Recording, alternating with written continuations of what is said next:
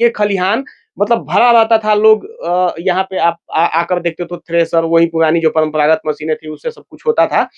तो ये ट्रेंड था। बीच में जो हार्वेस्टर वाली टेक्नोलॉजी आई, लोग भागने लगे मतलब अंधाधुंध आधुनिकीकरण की तरफ। तो आधुनिकीकरण से एक फायदा तो हुआ, समय और धन की बचत हुई। लेकिन उसका सबसे बड़ा जो नुकसान होता है हार्वेस्टर का, वो ये होता है कि अधपका धान काट लिया जाता है और उसकी वैल्यू भी सही नहीं मिल पाती है और वो जल्दी खराब भी होता है। परंपरागत चीजें जो भी हैं वो कभी आपको नुकसान नहीं देगी और आप थक हार जाएंगे जब आपको वापस पुरातन और अपनी जो मतलब परंपरा है और पुरातन चीजें हैं उनकी तरफ आपको लौटना पड़ेगा। चाहे आपको चंद्रयान की सफलता के लिए वेदों की तरफ लौटना पड़े, चाहे आपको प्रणाली। धान की कटाई हो चुकी है, अब धान खलिहान में आ गया है।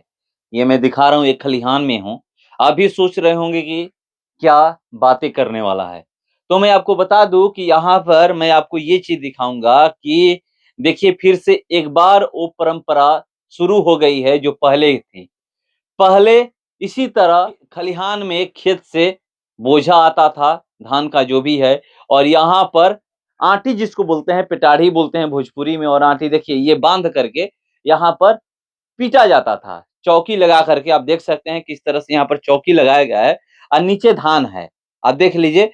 और मैं ये क्यों चर्चा कर रहा हूँ? चर्चा इसलिए कर रहा हूँ कि अभी आप देख रहे होंगे किस तरह से लोग हार्वेस्टर से धान की कटाई करवाते हैं और उसमें आग लगा देते हैं।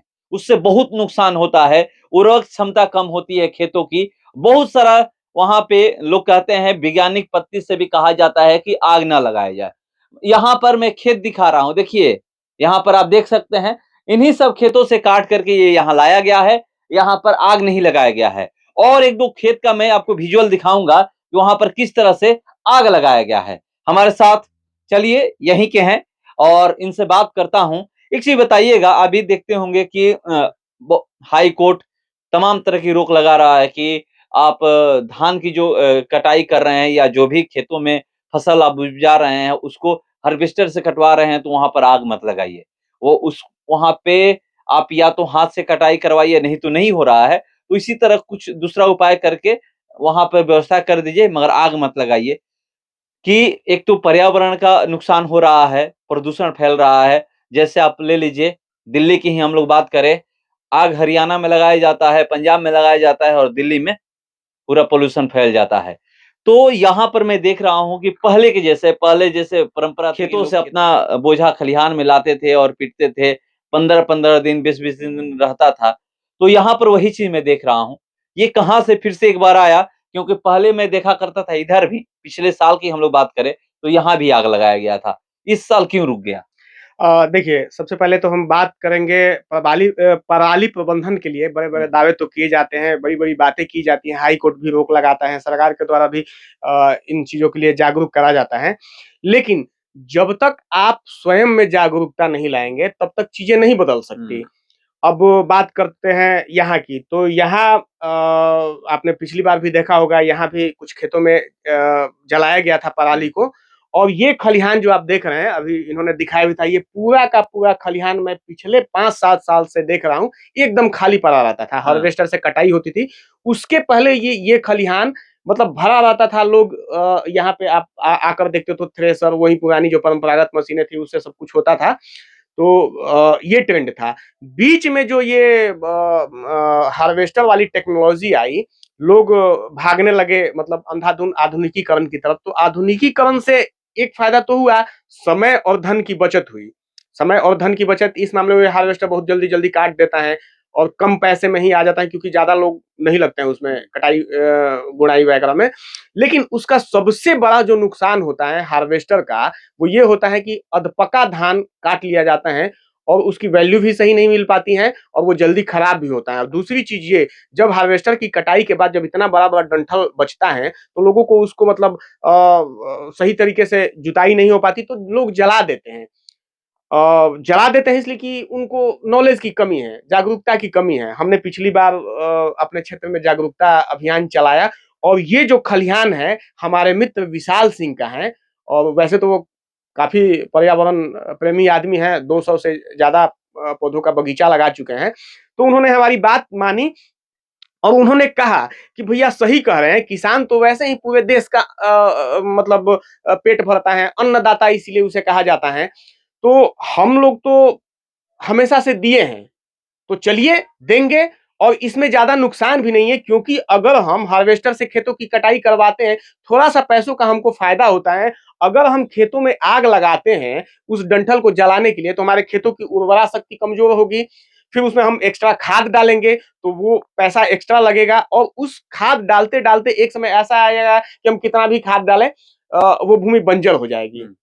और दूसरी चीज़ ये, पराली जब हम जलाते हैं तो हमारी खेत की उर्वरा शक्ति तो कम होती ही है, साथ ही साथ पर्यावरण पॉल्यूशन होता है। आप दिल्ली की बात कर रहे थे, दिल्ली में आपको भी मालूम होगा कि अभी जैसे ही हरियाणा में खेत को जलाया जाता है दीपावली के बाद, इतना ज़्यादा पॉल्यूशन होता है, एयर क्वालिटी लेवल वहाँ की 444 के आसपास पहुँच गई है, जो कि गाज़ा पट्टी से कई गुना ज़्यादा है। गाज़ा पट्टी में जो जो कि हज़ारों किलो बम वहाँ रोज़ बरसाए जा रहे हैं। वहाँ भी इतना ज़्यादा एयर पॉल्यूशन नहीं है जितना कि दिल्ली में है। तो आप सोचिए हम कैसे माहौल में जिएँगे अगर हम मतलब ऐसे पराली जलाएँगे तो।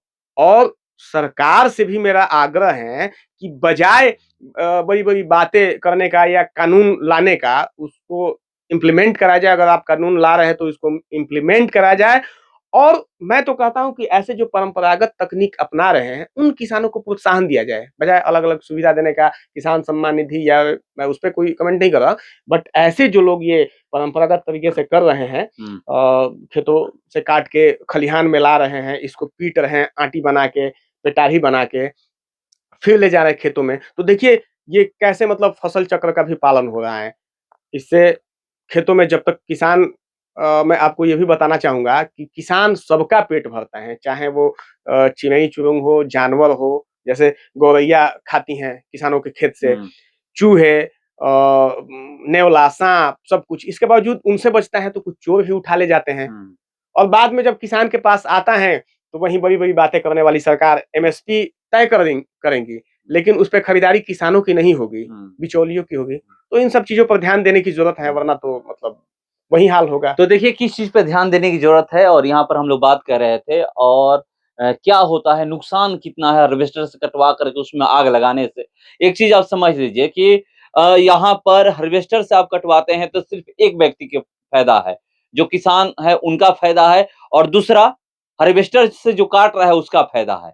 मगर यहाँ पर देखिए किन-किन को फ़ायदा है, यहाँ पर जो लोग खेतों में कटाई करते हैं, जो जिनको जो मज़दूर होते हैं वो वहाँ से बोझा बाँध करके यहाँ पर खलिहान में लाते हैं। उसके बाद वो दूसरे व्यक्ति होते हैं जो बोझा बाँध कर लाते हैं और ये जो पेटाढ़ी बाँध करके पीटने वाले होते हैं, ये दूसरे लोग होते हैं। ये देखिए एक व्यक्ति को रोज़गार नहीं मिल रहा है, ये कई व्यक्तियों को रोज़गार इससे मिल रहा है और जो हार्वेस्टर से कटाई होती है, सिर्फ़ किसान और हार्वेस्टर मालिक को फ़ायदा होता है और किसी को नहीं। यहाँ पर किसान को तो फ़ायदा होता ही है, किसान के साथ-साथ इनके साथ बहुत सारे ऐसे लोग होते हैं, उनको फ़ायदा होता है। ये पहले आप देखे होंगे कि रास की जो ये धान है, ये इसको रास बोलते हैं, जब पूरा ये काट-ओट करके जो इसको तौलने वाले भी कोई और ही होते हैं, घर के लोग नहीं तौलते हैं, इसको तौलने वाले कोई और होते हैं। ये देखिए वो जला देने से कुछ फ़ायदा नहीं होता है। ये चारा हो जाता है, मवेशियों के लिए चारा हो जाता है और यहाँ पर जितने भी लोग काम करते हैं, 1-2 व्यक्ति काम नहीं करते हैं, उनके लिए यहाँ से कुछ मिल जाता है, तो फ़ायदे ये हैं। तो आप लोग भी पुआल को जलाएँ ना, जिसको पराली बोलते हैं उसको जलाएँ ना। आप हार्वेस्टर से खेतों में कटाई करवा रहे हैं, कटवा लीजिए। मगर ये प्रयास करिए कि उसको खलिहान में लाया जाए। खलिहान में ला कर के ये करिए, नहीं तो सबसे बेस्ट तरीका जो अभी यहाँ पर हम लोग देख रहे हैं, यही काम करिए। वहाँ पर मज़दूर से खेतों में कटाई करवाइए, धान की कटनी करवाइए और वहाँ से धान की कटनी करा करके बोझा बाँध कर खलिहान में लाइए और खलिहान में लाकर इसी तरह से पीटिए और धान निकाल करके उसके बाद घर ले जाइए, सबको फ़ायदा है, पर्यावरण से लेकर के तमाम चीज़ों को फ़ायदा है। तो यही मैं आपको दिखाने का प्रयास किया कि पहले में और आज में क्या अंतर है। पहले वाली ही परंपरा बेहतर है और आज की जो परंपरा है, वो ठीक नहीं है। देखिए, परंपरागत चीज़ें जो भी हैं, वो कभी आपको नुकसान नहीं देगी और आप थक हार जाएँगे जब आपको वापस पुरातन और अपनी जो मतलब परंपरा है और पुरातन चीज़ें हैं, उनकी तरफ आपको लौटना पड़ेगा। चाहे आपको चंद्रयान की सफलता के लिए वेदों की तरफ लौटना पड़े, चाहे आपको पराली प्रबंधन के लिए ये जो खलिहान की तरफ। परंपरागत खलिहानों की तरफ लौटना पड़े। अभी आप एग्जाम्पल देख लीजिए, यहाँ उत्तरकाशी में जो हुआ था, 17 दिन से मजदूर टनल में फंसे हुए थे। बड़ी-बड़ी मशीनें और नई-नई टेक्नोलॉजी वाली मशीनें लगी थी और वो सारी की सारी फेल हो गई और वो जो 41 मजदूर निकले हैं, तो आपने देखा ही होगा कि रैट माइनिंग से निकले हैं, यानी कि मैनुअल खुदाई। 12 लोगों की टीम थी, अंदर गई, टनल के अंदर गई और इतने 800 एमएम के पाइप के अंदर जाके मैनुअल तरीके से उन्होंने खुदाई करा और तब जाके संभव हुआ मजदूरों को बाहर निकालना। तो आप देखिए ये परंपरागत तरीकों से कितना फायदा है कि आप एक तो कटाई देखिए कितने नीचे से निचले स्तर से होती है, आपको जुताई में भी मतलब सहूलियत होगी, पैसे ज्यादा नहीं लगेंगे। अगर बड़े-बड़े डंठल हैं तो आप 3-4 चास जुताई करवाइएगा तो पैसे ज्यादा लगेंगे। दूसरी चीज ये कि उसमें जो है पुआल बर्बाद हो जाता है, मवेशियों के लिए चारा की भी समस्या उत्पन्न होती है। मैं समझता हूँ कि ये जितनी सारी ये पेटारी हैं, आप उनको बेच के वो खर्चा निकाल सकते हैं, जो आप अननेसेसरी वहाँ मतलब व्यर्थ करते हैं। तो आप खर्चा कैलकुलेट करके देखिएगा तो आपको नुकसान नहीं होगा, फायदा यही है। फायदा ही होगा। अगर थोड़ा-सा नुकसान होता भी है, तो उसका दूसरा बेनिफिट ये होता है कि आपको सूखा अनाज मिलता है, मवेशियों के लिए चारा मिलता है और भारत तो वैसे भी कृषि प्रधान देश होने के साथ-साथ पशु प्रधान देश भी है। तो हमें ये सब चीज़ें अपनानी चाहिए। तो देखिए सही बात है, हमें ये सब चीज़ें अपनानी चाहिए और ये सब चीज़ें अपनाने से फ़ायदा ही है, नुकसान नहीं है। तो आप लोग भी इसी को फ़ॉलो करिए, इसी को अपनाइए, आपका नुकसान नहीं होगा, फ़ायदा ही होगा। फिलहाल इस खबर में इतना ही, बने रहिए हमारे साथ। नमस्कार।